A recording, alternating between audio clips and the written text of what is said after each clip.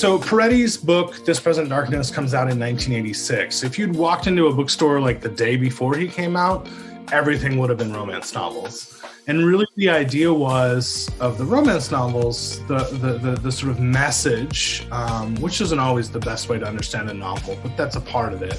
The message was something like, if you love God, if you let God love you, if you follow the Bible, you will flourish. You will live your best life now in the American suburbs in the 1980s with 2 kids and a dog. And that isn't everybody's experience of faith.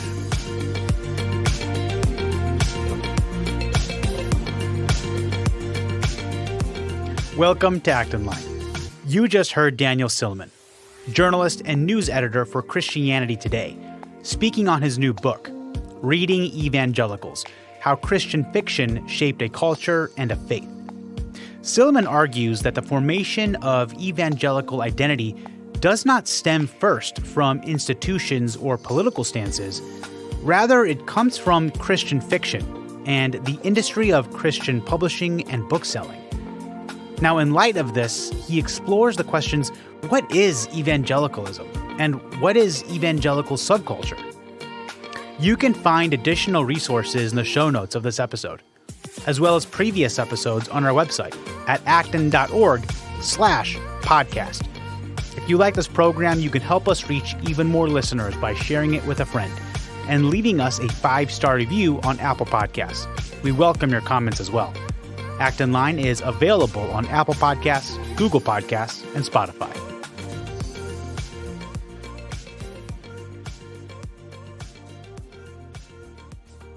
Welcome. My name is Dan Huger, librarian and research associate at the Acton Institute.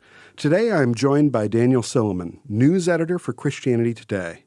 He earned a doctorate in American Studies from Heidelberg University in Germany and has taught American history and the humanities at Heidelberg, Valparaiso, and Milligan University. Today we'll be discussing his fascinating new book, Reading Evangelicals: How Christian Fiction Shaped a Culture and a Faith.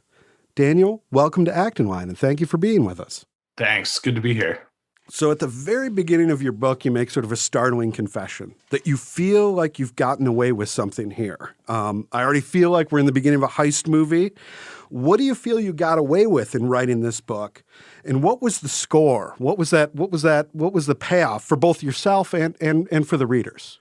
It was a strange project to start with. I mean, it's very unusual to get a history of novels just off the bat. Like, people read novels aesthetically, people read them for literary questions, but treating them as historical objects is just odd. I was also, as you mentioned, in an American Studies department. American Studies has been not quite eviscerated, but contemporary academia doesn't believe that American Studies, there's not enough money and resources for interdisciplinary work like American Studies originally intended to do. I was also an American in a German program studying America, so that was another just like layer of strangeness. But really the heist, I think that's not a bad way to think about it. The heist was treating these books seriously, seeing these pop culture objects that have millions of readers and millions of fans and that everyone knows are out there and are all over the place, and sort of grabbing them for the sake of history, pulling them into history and how we think about the history of evangelicals in America. Yeah.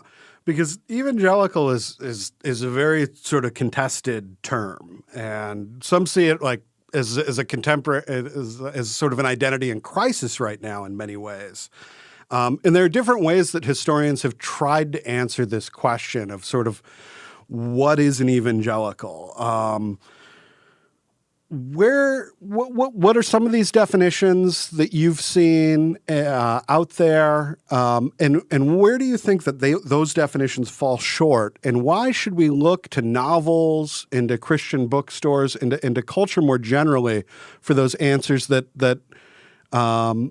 the historians that have explored this in different ways might not be getting the whole picture. Yeah, it is an identity that's a most essential element might be how it's contested, how it's fought over. And this is a fight that's been brewing in history in among historians for a while that I think now is visible to anyone who's even like mildly paying attention. And in my book, I try to interject into that debate and I try to give an alternative. So it's a history of best-selling Christian fiction that's interesting and valuable just for people who want to know what's the deal with these books. But it's also an intervention into the historiography, trying to adjust how people think about evangelicals. The oldest way, the standard way that historians have thought about evangelicals is based on belief, a belief-based definition. People typically go back to the historian David Bevington, who in 1989 wrote this book, and in his intro, he came up with like a 4-part belief-based definition that people used and reused and used again. And it's called for people who know, it's called the Bevington Quadrilateral. And the idea is that there's a couple of beliefs, 4 beliefs, and they're the essence of what defines an evangelical. And if you believe these things, you are an evangelical.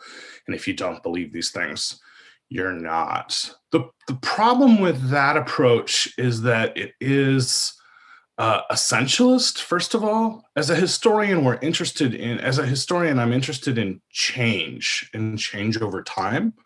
And that belief approach really tries to be abstract. It tries to say these are the things that have never changed. And as a result, it ends up being really ahistorical. It mushes together a bunch of different things. So if you take one of the 4 parts is biblicism, which Bevington says is that they have a particular regard for the Bible, but that means literalism sometimes. It means the doctrine of inspiration other times. It means devotional reading other times. And just as like a thing in the world, as a practice, devotional reading is different from inspirational, the belief in the inspiration of the Bible. Those are just not the same kind of object. So it kind of mushes some stuff together. On the other hand, increasingly, you see journalists and people who are maybe more hostile to American evangelicalism coming up with a political-based definition, right? Evangelicals are the people who supported Donald Trump or George W. Bush or however you want to go. That is factually true, but it also doesn't account very much for change over time. It also doesn't help us understand how evangelicals might be different in the future or might have been different at any of those moments. Like, it kind of ignores the way that history is supposed to help us attend to forks in the road.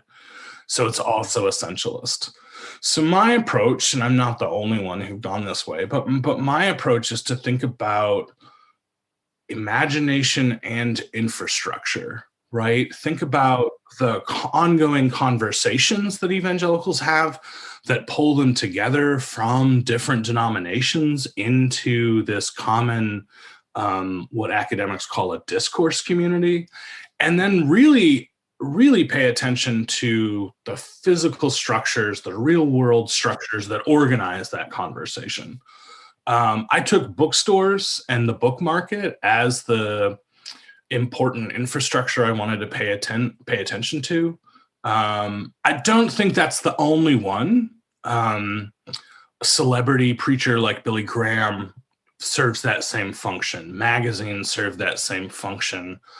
Conferences are really vital in the history of pulling evangelicals into a common conversation.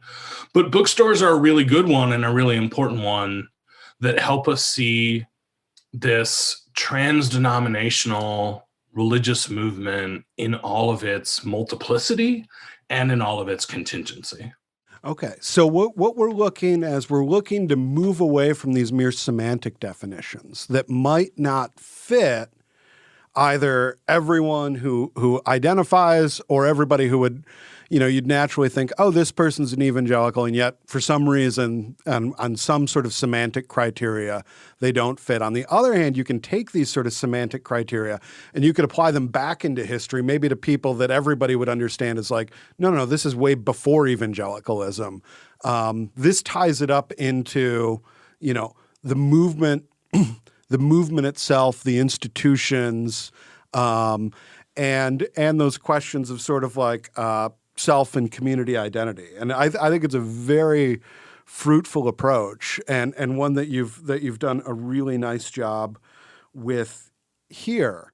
There's definitely a problem with what historian Timothy Glegg has called evangelical gerrymandering, that depending on how you use one of those essentials definitions, you can, go back to the First Great Awakening and claim a bunch of evangelicals who never used the word. That word didn't exist in that form. It wasn't used at all.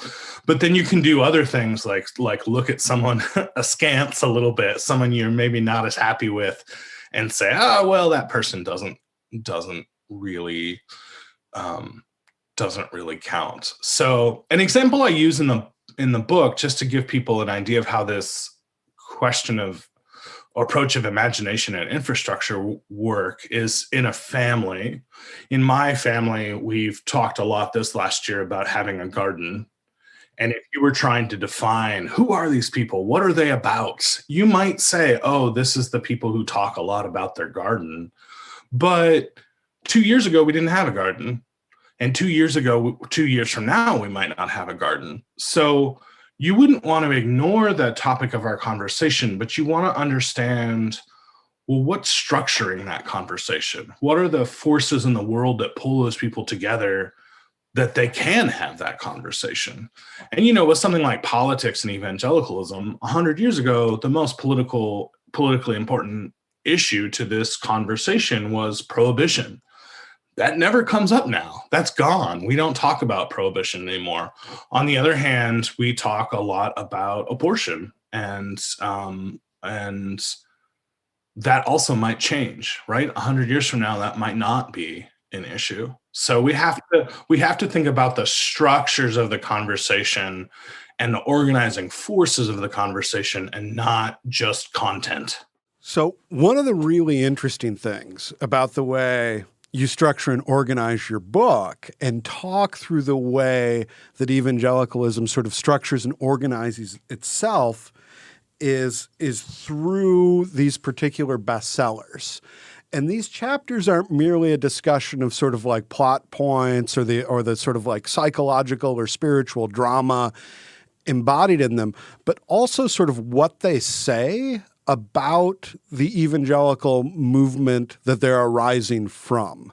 And like when you begin with your discussion of Janet Oakes' Love Comes Softly, you also sort of begin that chapter with a sort of history of evangelical publishing and the sort of infrastructure that makes a book like this possible.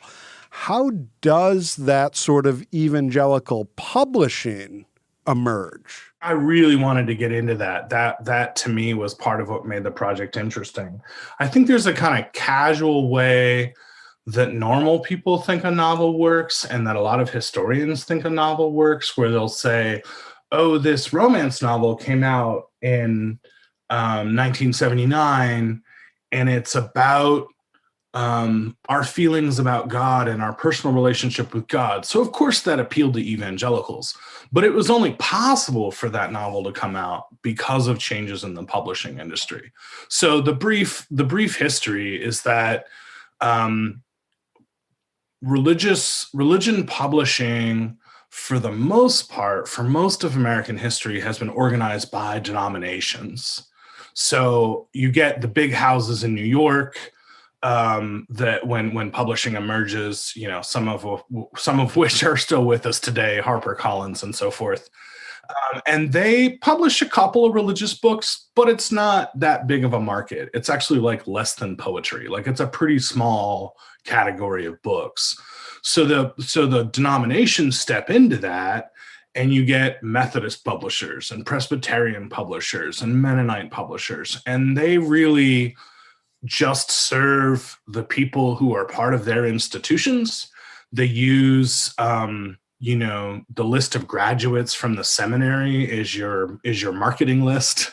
And the distinctives of those denominations are the things that they focus on the most. So Methodists, it's not like the Methodist publisher wouldn't have sold to a Mennonite, but they are selling to Methodist mailing lists, recruiting Methodist authors from those schools and from their seminaries, and they're just existing completely in a Methodist world. And then, of course, they're emphasizing those Methodist distinctives, not Mennonite distinctives. So no one would have said, oh, they have nothing in common, but there was no common infrastructural space. This starts to change in the, say the 1920s. There's a couple of exceptions, like groups come together for like Sunday school curriculum occasionally, or for Bibles, or evangelistic like outreach literature. Sometimes there's some like collaborative efforts, but pretty much it's denominations.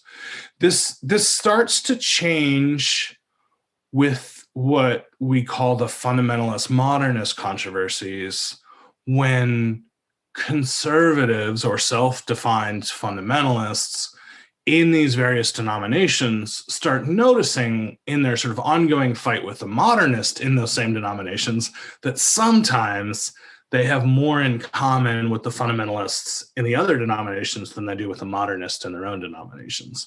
And there are a couple of spaces, including like summer camps and retreats, or like Chautauqua kind of gatherings that bring some of these people together.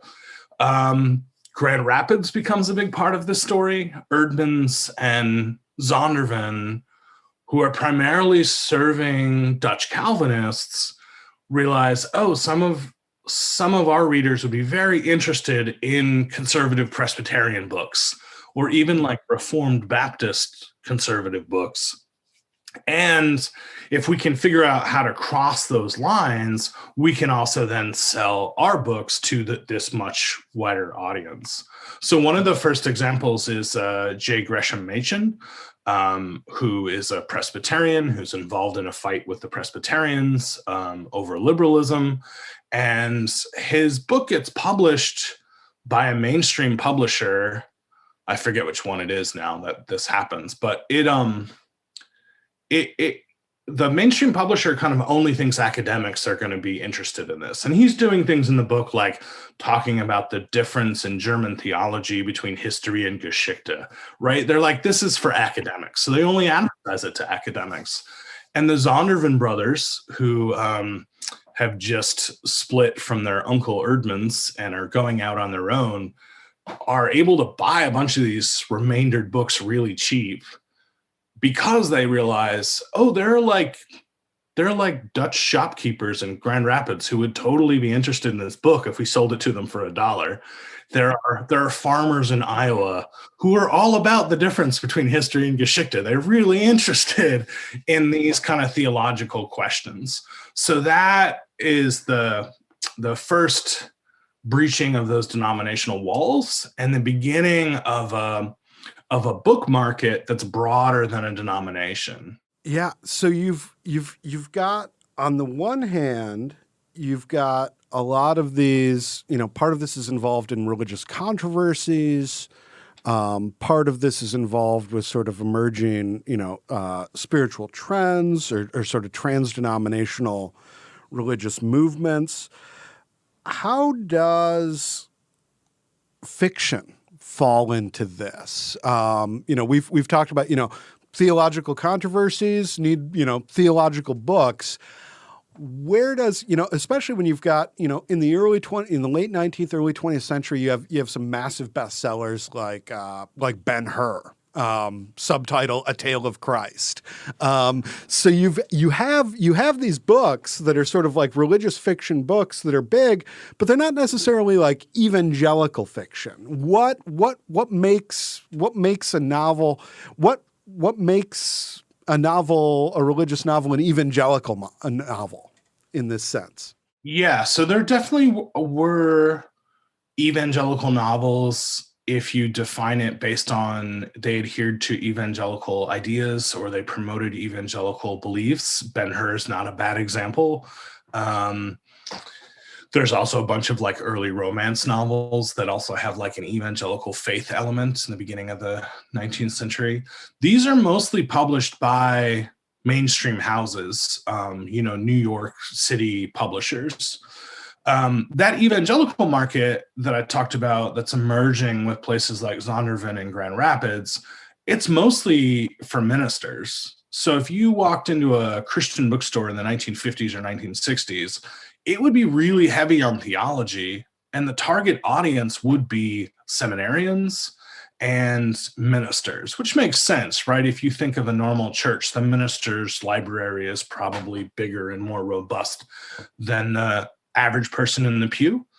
On the other hand, there are a lot more people in the pews. There's a lot more like potential book buyers. So in the late 70s, you start seeing this switch where the Christian publishers and the Christian bookstores are starting to shift to market to the broader audience, the more popular audience. They're doing this with stuff like there's a book on the power of the tongue that's really popular, or like a lot of conversion narratives. So Chuck Colson's Born Again, like the story of how someone became a Christian. That's the first thing. But they've turned their attention to like, who are the book buyers? Is there a broader audience? And then it really breaks through it really changes with Jeanette Oke. So Jeanette Oke writes this novel. She's in Alberta. She's a Canadian. Her wife is running a Christian college in Alberta, or her husband is running a Christian college in Alberta. And she writes a romance novel called Love Comes Softly, which is the story of a woman who finds love on the prairie, in this sort of historic fictional prairie. And in the process of finding love, also finds faith, and she kind of merges those stories together. And she just sends it off to a list of publishers, and they've never published this kind of thing before. But one publisher sees it and thinks, oh, we have a lot of women. There are a lot of people who might be interested in a romance novel. This is an untapped market. This is a whole group of people that we haven't catered to. And it's the wives of pastors, it's the wives of seminarians, it's the people who do most shopping in America. Like it's crazy not to make books for these people. So Bethany, which also incidentally has one of the few female editors at the time, a woman named Carol Johnson, they pick it up, they publish it, they bring it to the annual like industry show, and it is so successful. They actually have to like nail the last copy to the table, right? Not literally, but they're like, so many of the booksellers are like, oh man, I can sell 1 million of these. These are going to be so popular. So within a few years, every publishing house that sells to Christian bookstores that serves an evangelical clientele is producing a similar kind of romance on the prairie. The story of how you can flourish if you can trust, and that the experience of finding love and the experience of finding God are somehow emotionally similar. And that becomes, a really dominant feature of the market in the late 70s, early 80s. Jeanette Oke is 79. So by the mid 80s, this is everywhere. So Jeanette Oke brings together this sort of universal, potentially secular experience of love, together with this very religious, very evangelical understanding of faith. The next book you profile, Frank Peretti's This Present Darkness, takes a look at sort of the disjuncture between the religious and the secular, as sort of a major theme. And this is the one book that you profiled that I've actually read, and it's because I went on a kick.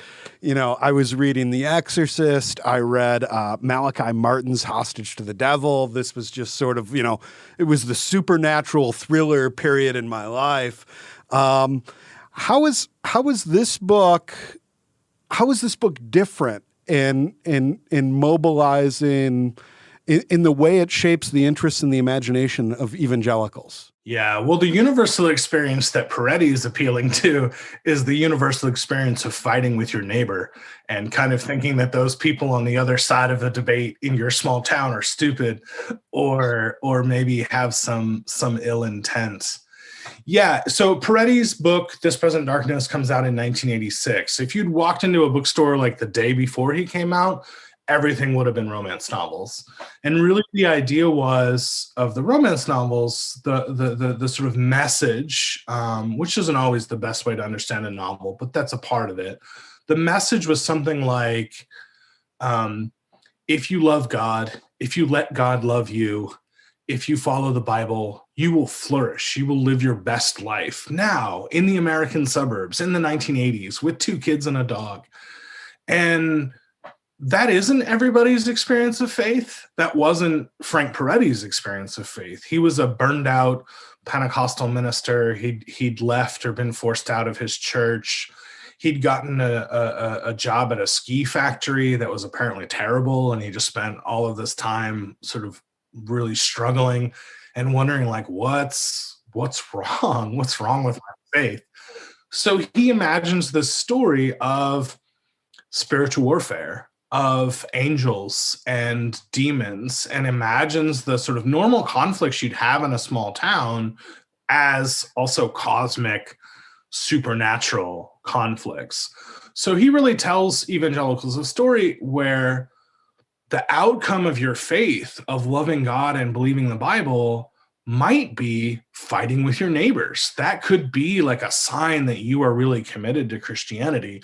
He pulls in, for those who know it, a lot of the philosophy and theology of Francis Schaeffer and this idea of presuppositionalism, this idea that the Christian worldview is, as Schaeffer would say, antithetical to secular worldviews. There is no common ground between Christian belief about the world and other people's belief about the world. And so he tells this story of conflict and fighting with your neighbors. To an emerging religious right, this is pretty popular, and this speaks to a lot of people. The publisher, which is Crossway, the editor, or I guess the president of Crossway, says this is a book that the moral majority can hold up and say, this is how we see the world. And yet this is also a book that a lot of people took different lessons from. There was a great theme issue in Christianity Today that it's a great story, and we'll post it in the show notes, where you talk about particularly Amy Grant, the Christian contemporary music artist, her interaction with the book. Could you unpack that a little bit? Because that's a fascinating story, and it's a very different sort of reception of this. Yeah, I really wanted, one of the advantages of looking at novels is that people do respond to them really differently. It's never just one thing. Sometimes you'll get historians, they'll read a novel and then they'll say, and millions of copies sold. And the implication is that all of those millions of people all agreed with the main point of the novel or the main interpretation of the novel, which, if you've ever read a novel and not liked it, you know is not quite how it works. People respond in really different ways. And sometimes even people who love a book love it for different reasons. I mean, I read Frank Peretti at, 14, 15, and was totally blown away by the journalist on page 3, who is not a Christian, but she uncovers the conspiracy, realizes what's going on, gets thrown in jail, and is right for the whole novel. And I'm like, how does one become a journalist? That was my big takeaway. But yeah, I found when I was looking for readers and how readers had responded to it, I found this really interesting story of Amy Grant, who was a rising pop star, platinum albums, the first to really cross over from a distinctly Christian concert circuit to a broader audience. And as she was getting really successful, she also was running into some real trouble in her life. Her husband had a cocaine addiction. She had a miscarriage. She was thinking about divorce. She was thinking about running away. Some days she was too depressed to get out of bed. She also was getting intense hate as she got more popular from Christians. A lot of Christians accused her of selling out. At one concert, she got a bouquet of roses when the note just said repent. And the idea was that she was talking too much about love and not enough about Jesus, that somehow that talking about relationships was betraying the faith. But it's not like secular audiences were nicer. There was like widespread open discussion as if it was completely normal and good about whether it was okay to lust after Amy Grant and how sexy she was, and if she was too sexy or not sexy enough. And like sometimes she performed barefoot and there was lots of comments on her feet, and it's just gross stuff. So she's really struggling, and someone gives her this book and it really speaks to her. And the idea that like, if you're depressed, you could imagine that that's demonic. And then you can pray in response to that. And you can go through the trouble in your life, imagining angels cheering you on, and imagining angels fighting for you, and imagining demons being, you're not just opposing, I don't know, your husband's addiction. There's also a supernatural element of that, and that can inspire you to pray. So that actually ends up being key to the success of the book. Unbeknownst to Peretti, unbeknownst to his publisher Crossway, Amy Grant starts promoting it on stages, and during chatter, she's like recommending this book. And so in every town that she plays in 1986, 1987, 88, 89, Christian bookstores are just getting flooded. They'll open up in the morning and suddenly there's a line of 10 people waiting to buy this book they heard about. But the point that I'm really trying to make is these books speak to the imagination, and they inspire and provoke an evangelical imagination, but in a bunch of different ways. On the one hand, you get sort of culture warriors. On the other hand, you get people who just want to talk about faith and struggle. One of the other sort of ways, there's a way that the theological, particularly theological visions, get sort of introduced to people through this medium, and the classic here is sort of the Tim LaHaye and Jerry Jenkins Left Behind series, which revives what is, an old American theological tradition in eschatology, old in the context of America in a sort of 19th century sort of sense, and introduces that to a lot of new people. Is that something? How do we unpack that on how sort of, we talked in the beginning about one of the ways, the problems of defining evangelicalism in terms of just belief, but then these imaginative worlds also sort of transform belief and make arguments for belief. How do you see that interaction? One of the places that I started in this whole project was actually in grad school, giving a presentation on Left Behind.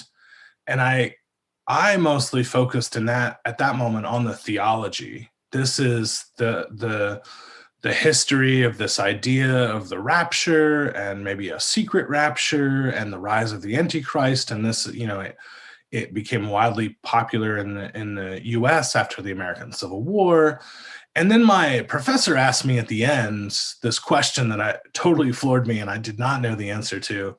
And he said, but then why is it fiction? Like, if it's all about the theology or all about the politics, like, why not write a theology book? And it turns out part of what inspired Tim LaHaye, who's a pastor in Southern California, he actually had written a theology book. No one read it. It's still the case that almost no one has read it. And then he actually saw a showing of Ben-Hur, to give a call back to Ben-Hur, and was like, why don't I do something more like that? People love that.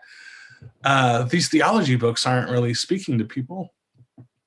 So the book does promote a specific theology, but what it does is, I mean, if you think of a theological argument, it starts with saying, isn't this true? Or like, let me persuade you of the truth of this thing. Where a novel instead asks people to suspend disbelief, right? You don't have to agree with me, but can you suppose that the world is like this just long enough to be entertained? And look, it's okay. You can put the book down wherever you want. You can decide at the end that that's not what you think, but it was interesting for the purposes of a story. And so that speaks to a much wider audience. And in the process allows people to play with and experiment and try on other ideas as well. So I really found the center of Left Behind, the sort of central thematic thing of Left Behind, is less about the apocalypse and more about this experience of you or the hero seeing God working in the world and everybody else disagrees. So it's almost like, what do you do with a reality where you know the truth and everybody else is wrong?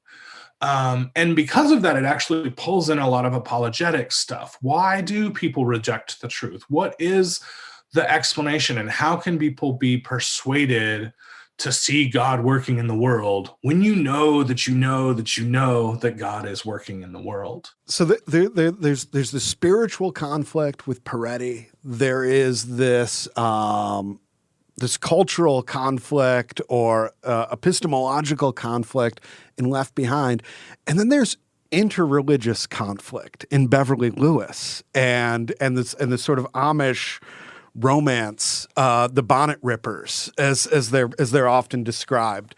How does this explore like a different aspect of that identity?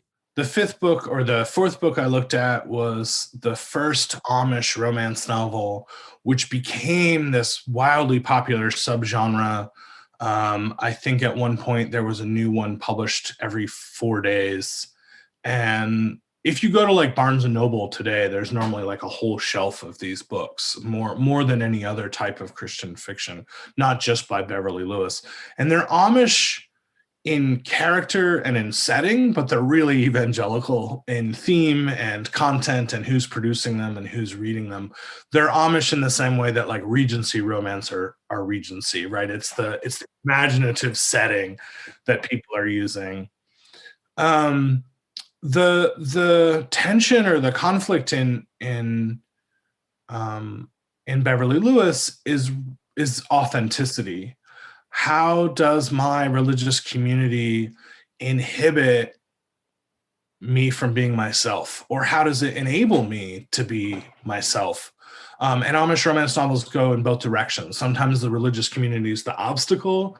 Sometimes it's the answer to the obstacle. And the idea there is that belief and faith in Christ will help me be my truest self, and that true religion or true spirituality will not force me to be fake, but will allow me to really flourish and really become myself.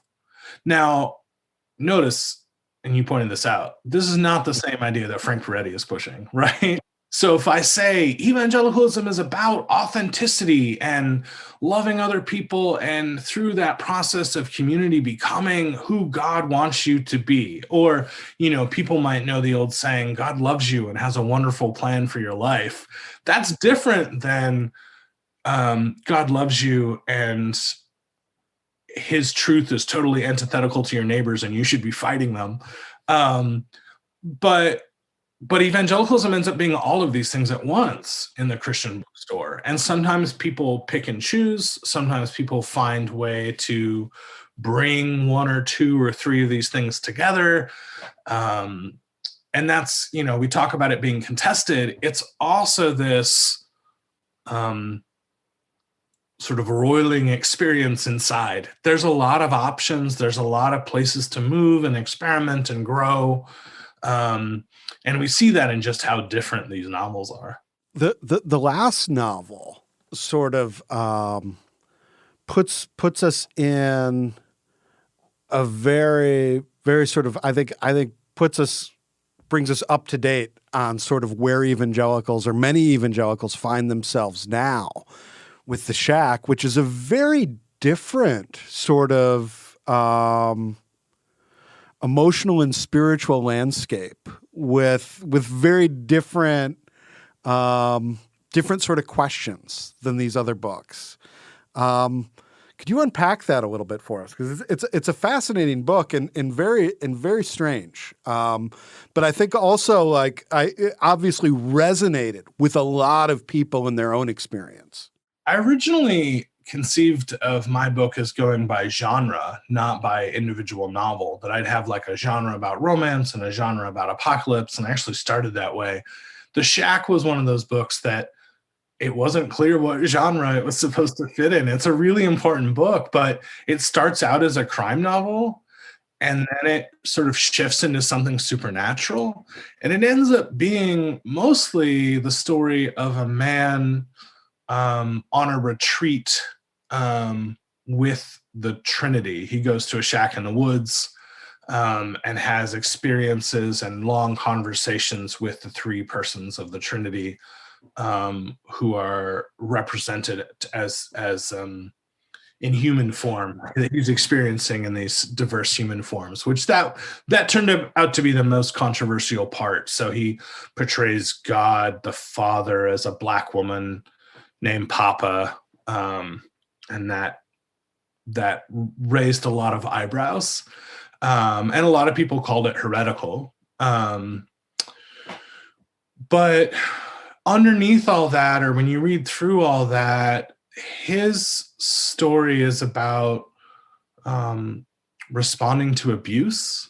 Personally, Paul Young was sexually abused and then became himself an abuser as a child, abusing younger children. That's part of his story. And then recovering from that and finding grace in Christianity, in faith in God. And in the process of that, really learning to embrace ambiguity. And, the literary term is liminal spaces. There's a lot of in between, and there's a lot of doubt, and there's a lot of tension between ideas. And he ends up saying that his experience of faith is this experience of trust in the tension. So it ends up becoming actually a quite postmodern novel in the literary sense of the form. I actually think that it does have a genre. It's postmodern fiction. It raises a lot of questions about authorial identity in the way exactly the same as like David Foster Wallace or somebody who might. It messes with the form, like your expectations of genre. That wasn't how most people read it, but I think from a literary standpoint, that's probably the best way to understand it. At the same time, there's this growing movement that people would have heard about called the emergent church, of upcoming a sort of younger generation, Gen X and millennial evangelicals, who are rejecting some of the culture war faith of their parents and some of the fundamentalist style emphasis on certainty and foundation and logic, and learning more about faith as a kind of trust and faith as a kind of dwelling in ambiguities and experiencing multiple stories going on at once that never quite cohere into one master narrative. So that book's pretty controversial still. It's also really interesting as a part of the publishing history, it kind of shows how Christian publishing is starting to break apart. It is originally sold on a podcast, before they even called it a podcast. But it's sold out of a garage by a podcast as like, hey, this book this guy wrote is pretty cool. And then after it one of the ways they sell it is through this new outfit that's selling books online called Amazon.com. And Christian bookstores don't like it. Christian publishers don't like it. A lot of leading Christian ministers don't like it. But it still finds its way to the same market of people.